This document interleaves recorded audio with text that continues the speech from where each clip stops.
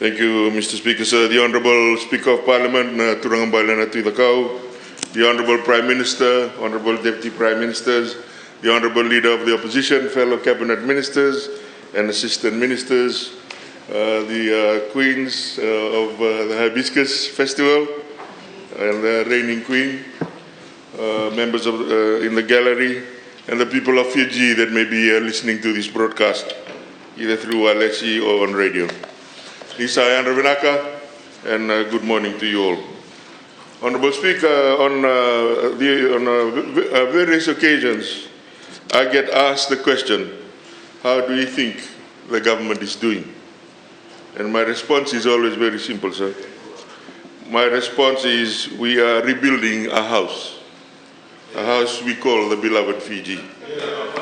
I rise this morning, Honourable Speaker, to inform this August House on the progress that we have made in establishing the anti-scam task force, something that the other side didn't do, along with the recently concluded National Scam Awareness Week that is aimed at addressing the escalating threat of scams and the urgent need for a coordinated nationwide approach. This is very much, Honourable Speaker, in keeping with the attempt to rebuild Fiji. The rapid evolution of technology in Fiji has brought tremendous opportunities for growth, communication, innovation, bridging the digital divide, and access to these essential financial services. However, it has also given rise to a dark side, Honourable Speaker, that we cannot ignore: the increasing sophistication and prevalence of scams and unscrupulous behavior. For a fact, the global economy is increasingly shifting towards digitization, with 4.72 billion internet users that represent 60.1% of the global population. The Global State of Scams Report 2022 revealed a concerning trend in digital fraud, where reported scams increased by 10.2% from 266 million reports, Honourable Speaker, in 2020 to 293 million in 2021.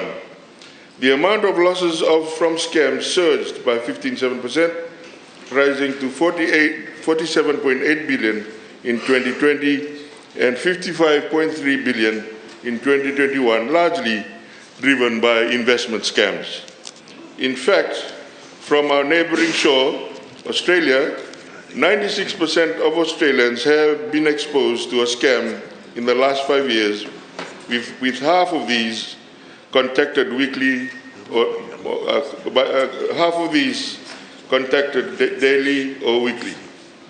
Honourable Speaker, we have seen a significant rise in online scams and fraud, with many Fijians falling victim to these deceitful tactics.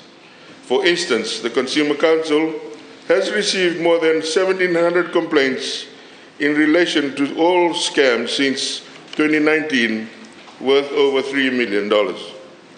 We have witnessed various types of scams and fraud, including online scams that employ phishing emails and text messages, as well as impersonation of business owners, chief executives, captains of industry, to facilitate fund transfers via mobile wallets.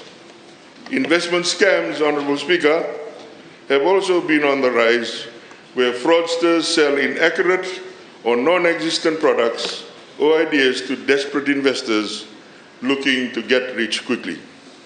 The eBay shop online recruitment scam, one of the largest in Fiji's history, has had a devastating impact on our people and brought national attention to this growing threat.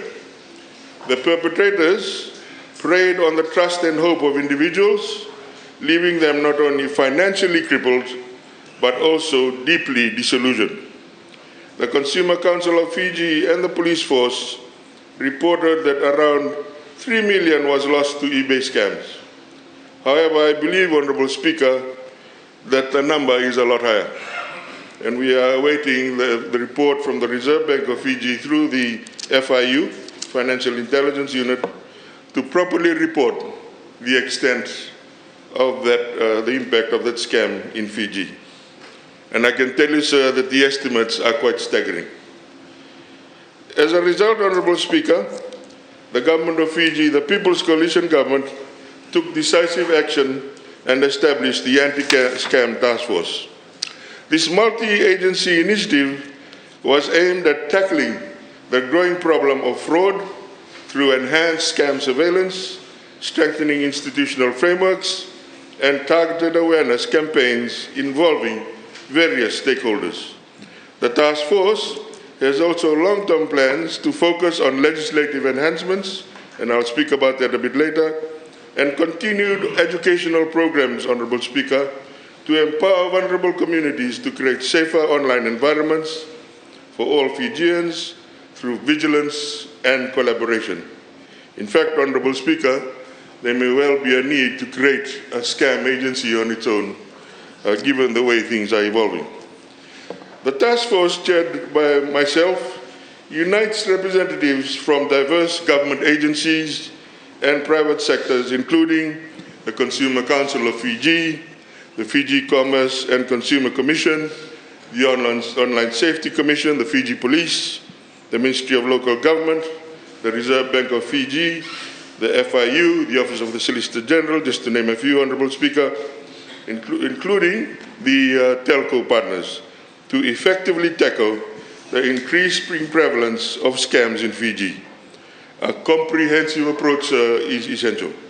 That is why telecommunication providers such as Vodafone Fiji and Digicel Fiji are very much part of this task force to address the issue of scams more effectively across the nation. Honourable Speaker, just last week, the most significant initiative spearheaded by the Anti-Scam Task Force took place, the National Scams Awareness Week. This week-long campaign is a strategic response to the growing threat of scams designed to educate, engage, and empower the general public, particularly our youth.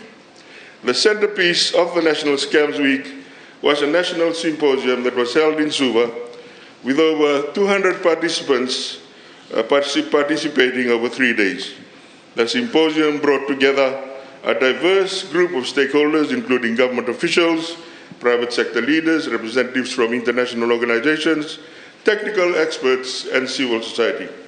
I would like to acknowledge and thank the United Nations Capital Development Fund, or UNCDF, the Pacific Digital Program, and the Government of Australia, New Zealand, and the European Union for bringing the National Scams Awareness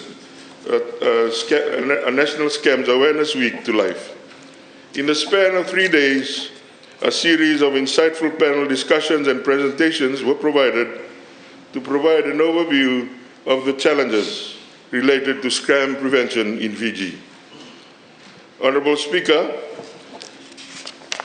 we focused particularly on the youth on the final day, as we believe that they are front and center in terms of advocating for national scam prevention because of their prowess, of course, with the mobile phone and technology. They actually participated in a debate. The three universities participated in a debate, and which we considered quite successful.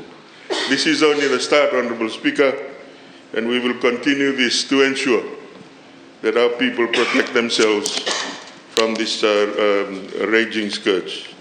The initiative extends beyond National Scam Awareness Week, Honourable Speaker, as the task force actively promotes awareness through billboards across Suva right now, and we hope to move them around the country.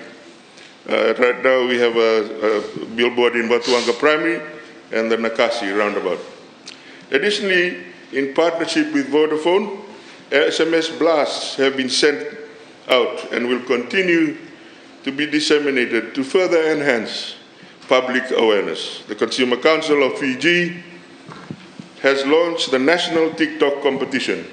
This initiative aims to engage our youth and encourage them to create and share more impactful content that raises awareness about the importance of recognizing and avoiding scams. In addition, Honourable Speaker, to these national initiatives, the Consumer Council of Fiji has taken the lead in conducting community visits and workshops throughout the country. These face-to-face interactions, particularly in areas where access to digital platforms may be limited. By bringing the message directly to the people, we ensure that scam awareness is not just a topic of discussion, but is a lived reality. These workshops involve traders, schools, universities, and local community groups. Honourable Speaker, sir, community engagement is more than ever crucial in our fight against scams. By working with local leaders, community groups, and civil society, we can foster a culture of vigilance and mutual support. Partnerships with the private sector, particularly in industries such as telecommunications and banking, are also critical.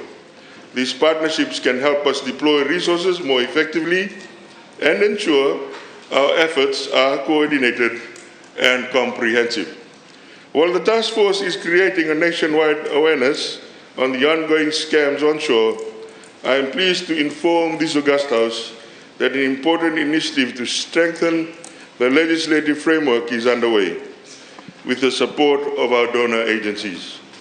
This review will be benchmarked against international best practice, ensuring that the laws are not only up to date, but also effective in addressing the evolving nature of scams. The consultant, which is going to be appointed, intends to provide key recommendations in the areas for change, helping us to align our legal framework to global standards and enhance our capacity to protect our citizens. Just to give you, sir, an example of how weak our laws are, if a scam is identified and everyone in the country is aware, unless there's a police complaint, there is really nothing that can be done. And so we are hoping that through these legislative changes, for example, if the Reserve Bank sees a scam and identifies it as a scam, they will intervene at that point, which will mitigate and reduce significantly the impact of scams currently that we are experiencing. Furthermore, the FCCC has joined the Global Anti-Scam Alliance, GASA, and the Oceanic chapter of the Global Anti-Scam Alliance to enhance its capability to tackle scams more effectively. It is aimed again to raise awareness, provide practical tools, facilitate knowledge sharing, and conduct research and educational events. Through this partnership, the FCCC has gained access to critical tools such as the Scam Advisor platform, which enables better detection and filtering of potential harmful online scams. Moreover, the wealth of shared knowledge and expertise within the GASA will be instrumental in strengthening our defenses against emerging threats. In line with these efforts, FCCC is also conducting a State of Scams survey in collaboration with GASA. The survey is anticipated to provide valuable insights into the types of scams affecting Fijians and identify strategies for more targeted and effective intervention. Honourable Speaker, you are well aware of what we are doing in terms of cybersecurity, and you have on occasion mentioned it in this House. And the government, of course, is actively investing in safety and security of its citizens in the digital space. One of our major initiatives is developing the National Cybersecurity Strategy. This important strategy will strengthen our cybersecurity posture, boost resilience, and improve our ability to respond to ever-evolving cyber threats. Concurrently, Fiji has also deposited its instruments of accession to the Budapest Convention, which was done on a bipartisan basis through this House. In conclusion, Honourable Speaker, we must acknowledge that the issue of scams is not unique to Fiji. In fact, many of the tactics used by scammers in Fiji are imported or inspired by similar fraudulent schemes that have successfully been executed in other countries. Countries like the United States, Australia, the United Kingdom, despite their advanced technological infrastructure and regulatory frameworks, continue to grapple with the challenge of preventing and mitigating scams. These nations have seen a rise in various forms of online fraud, from phishing, identity theft, to complex investment scams that have cost individuals and businesses billions of dollars. Through various means and advocacy on scams and fraud protection, I have always said, and I would like to reiterate in this august house, if the offer seems too good to be true, it is likely to be a scam. Proceed with extreme caution. Together, Honourable Speaker, let us build a brighter future for the general public where trust, integrity, and security is upheld. No,